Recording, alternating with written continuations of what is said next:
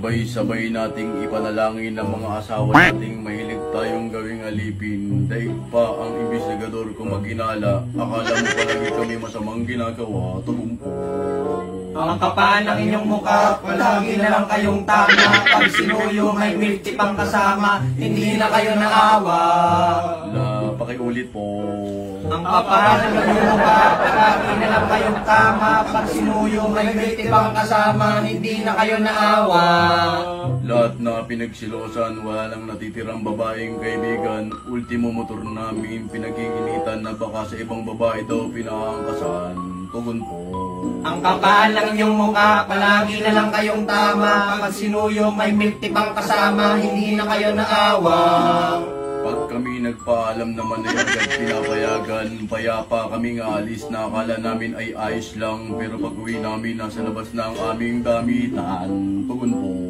Ang kapal ng inyong mukha, palagi na lang kayong tama. Pag sinuyo, may milk pang kasama, hindi na kayo naawa.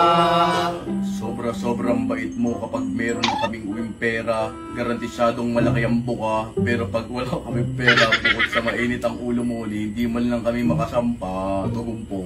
Ang kapal ng inyong mukha, palagi na lang kayong tama. Pag sinuyo, may milk pang kasama, hindi na kayo naawa.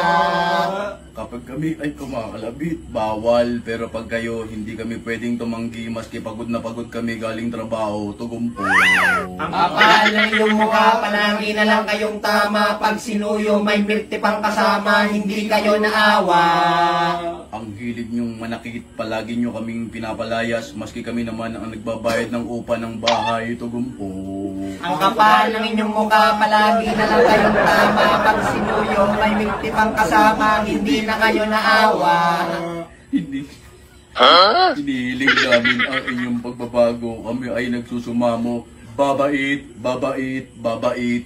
Tugumpo. Babait, babait, babait. Babait, babait, babait.